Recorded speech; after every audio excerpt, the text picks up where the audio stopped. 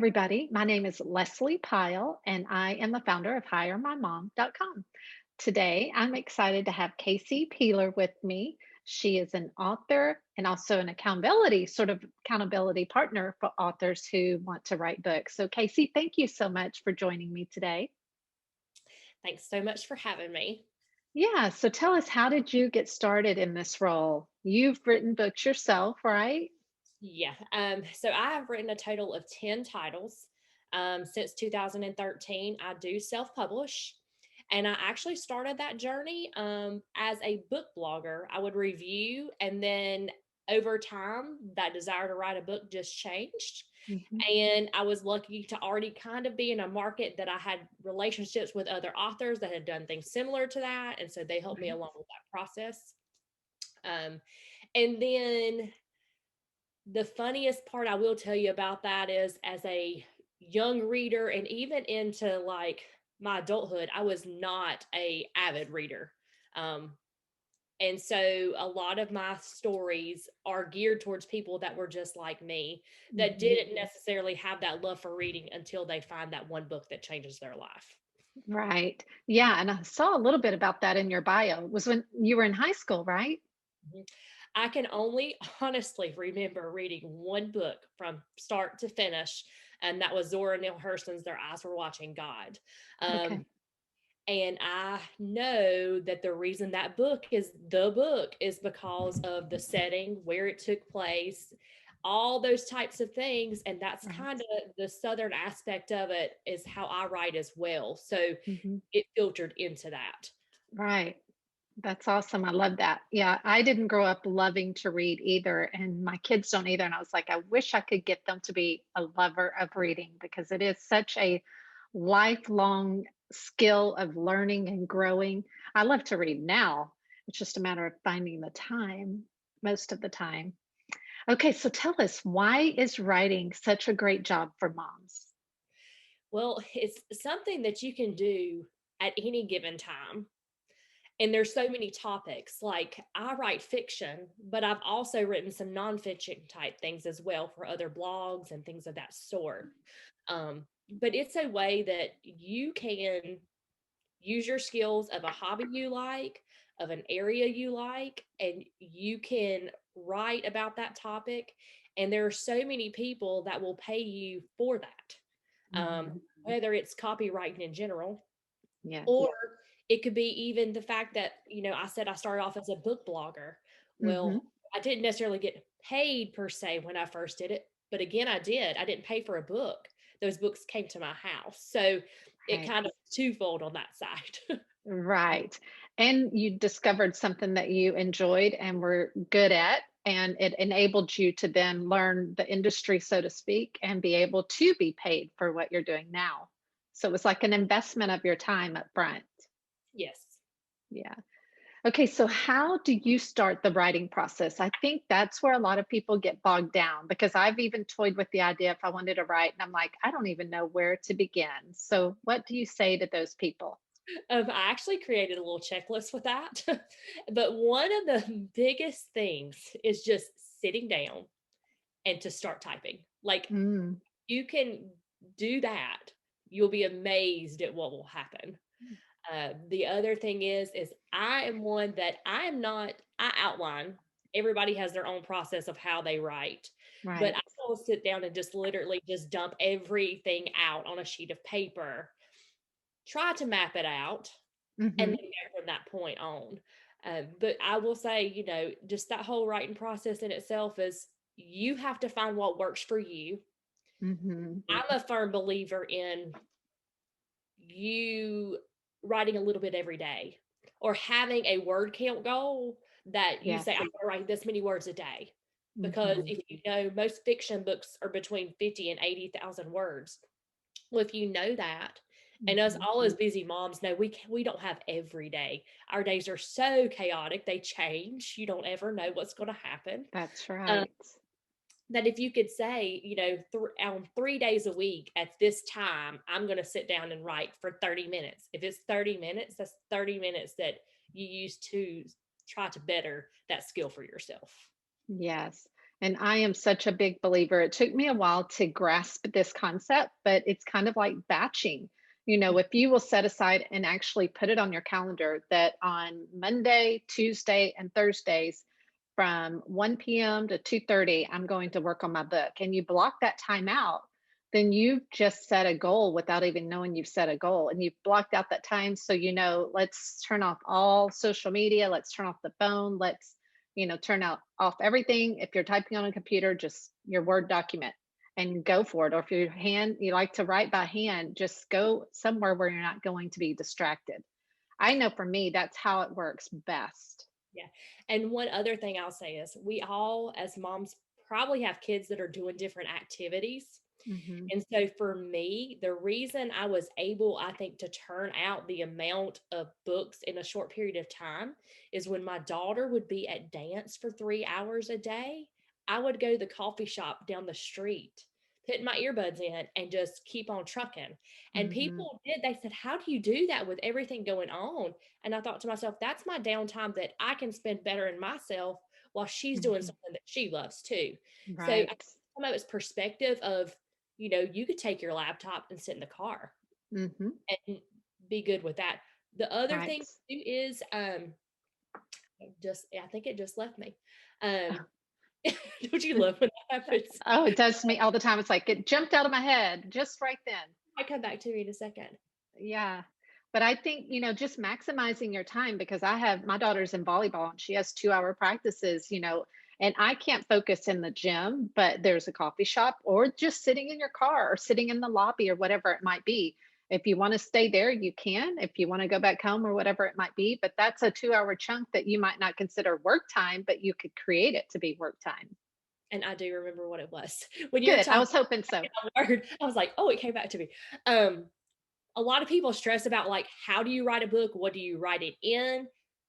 You just use your word processor, Hmm. because at the end of the day, once you get your manuscript finished, you're going to pay an editor, you're going to pay a formatter, or you're going to, you'll definitely pay an editor. But the formatting you can choose to do yourself, and that's the Hmm. easiest way to do it. So don't overthink it. Um, Right. and writing by hand is great. Just always remember that if you want to publish it, you're going to have to convert that into something digital. Right. Yeah, you're not gonna be able to submit a handwritten manuscript, I don't think. Yeah, it saves you time if you can go ahead and force yourself to type it out in the beginning, but I know some people work better if they can just free flow, so you gotta know what works best for you. That's exactly right.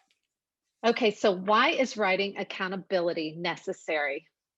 Okay, so that I think is the biggest key, is not to have someone say, do this every single day. It's Mhm. the person behind you that is your cheerleader, but will also say the hard things sometimes.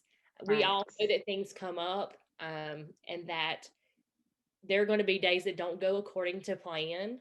But if Right. that's your goal, we all know that in all different goals we've had in our life, if it's really that important to you, you'll make the Mhm. time. And it's always good to have someone that's been there, knows the process, and when something does come up that you might get stuck, can help you along the way. I don't necessarily feel like, from my side of things as a writing accountability coach, it's more on, like I said, the accountability piece, not Mhm. the actual, this is how you write a book. Right. However, I do supply tools to my clients that will help them along the way. Like when you start with me, I show you different ways to outline, and the Okay. process of, while you're writing your first draft, you need to do these things to start getting yourself ready to publish. And Mhm. there's the big question of self-publish or traditional publish. Like, how do you do those things? So Right. all those supplements are there, but my job is to help you get the manuscript finished, because Mhm. until that happens, everything else can't fall into place. Right. And I think that's the biggest challenge for people is just forcing themselves or making them find the time or just knowing it's almost like having a workout coach or a workout buddy. Because if you know they're going to show up in the morning, you better show up too. And if you know Casey's going to be saying, "Hey, did you write chapter 2 yet? Hello, that was due." Somebody just to encourage you, to provide some encouragement, some resources, some tips, And I'm sure you can help them understand the pros and cons on trying to get a publisher versus self-publishing, because I know a little bit about that and there are pros and cons either way. So, having gone down that road and having someone like you that could be a great resource that could save them time and effort on trying to figure it all out is a huge plus, in my opinion. Okay, my next question: what type of growth can be made in this career? Phew. It all depends on what you want out of the career, honestly. If you're wanting to do a full manuscript and publish like a fiction or a nonfiction book, is one thing, because your payment will be paid off of, if you self-publish, you'll get a certain amount of royalties for each time. Right. Um, However, if you were to go and do copy or things of that sort, you may be paid under like a contract with whoever you're with. But it all comes down to marketing, I will say, at the end of the day. Um, Hmm. I always say the easiest part of the writing process is writing the book, because you have to find your niche of people. You have to use all these keywords. There's so many things that factor into it, but books are evergreen, in my opinion. You Right. load it to Kindle and you have no idea who's going to find it. So, Hmm. I mean, I have friends that, do this more on a hobby side to just have that extra cash to, go on vacation or something of that sort. And then I Yeah. have several friends that this is their full-time jobs and have made the bestseller list and the Hmm. money continues to come in. So I honestly feel like as long as you have a passion for writing and you're writing with your heart 100%, Hmm. you put a plan together, there's money to be made in this industry. I also feel like it is a marathon and not a sprint. Hmm. Um, and the little small successes along the way are what are so rewarding. Yes. I can just imagine, doing a little happy dance when you see your sales, and just like, oh, somebody bought it, or getting a great review. I know we have one of our little social media is, every time you purchase from a small business, somebody does a happy dance. And I can just envision as an author that you do a happy dance when you get a great review, or, somebody bought for friends or whatever it might be. Yep. Okay. So how has becoming an author impacted your family? It actually has brought us closer in a lot of ways. It was kind of odd to start with. Like, I mean, it was something that I never thought I would ever do. Like I said, I did not enjoy reading as a child or as a teenager and all those things. But it's allowed my family to travel. Book Hmm. signings, like I mean, I live in North Carolina. The furthest book signing I've ever been to was in Utah. Um, Going that direction. I mean, it's been eye opening. My child is super invested. She is 13 now, and she is just like me in the reading aspect as a kid, Hmm. but she actually helps me do character development now. Oh, So nice. she helps me create my characters' names. What do they look like? And sometimes she'll even give me like what they do for a living. And then, of course, like I write romance fiction, so she doesn't always necessarily put everything in there, but she's bought into that. And so Hmm. it's fun, like for her to do those type of things for me. So for me being an author, it's hopefully in the coming years has allowed my child to say, hey, mom used to be like me, and now, there might be a book out there that I enjoy as well. Um, Hmm. so So do you think she'll ever want to write a book? She actually started to write one several years ago, just, like on her iPad. And Uh-huh. it was super cute. It was a real short, little cute little story. I don't necessarily know if that's the path that she will take, Right. but I do hope that she finds some genre that she falls in love with. Hmm. It's funny because I have a 13-year-old too, and it wasn't even a week ago that she asked me, "How do you publish a book, Mom?" I was like, "That's not something that I know a lot about, but I might next week. I have an interview." She was talking about children's books and publishing and that sort of thing. So it was just, she's my little entrepreneur in the making. She's always got a million ideas. So I know she's going to do something someday. She's always trying to figure out how she's going to build a website or write a book or something. That's awesome. Yeah. All right. So, any other final thoughts before we wrap up? Anything else that you wanted to share?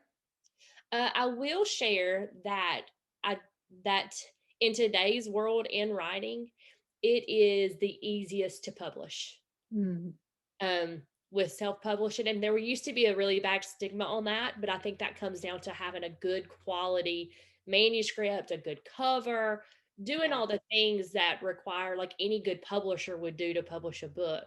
But Hmm. it's now at your fingertips. Like all you do is log into certain platforms and upload everything there, and anybody can read your book. And I think that's so powerful. That is. Yeah. It makes it so much more of an opportunity for people. All right, Casey. So, if people want to learn more about you, how can they find you online? Yeah, they can go to authorcaseypeeler.com. And of course, you can find me on Instagram at Casey Peeler. Facebook is the same way, as well as Pinterest. Okay. And how do you spell your last name for those that are listening? All right, is Peeler. Great. All right. And we'll also have those linked in the bottom for anyone who wants to check back in. Well, thank you so much, Casey. You've been a lot of fun and a great source of information for those budding authors out there. Thanks for having me. Mhm.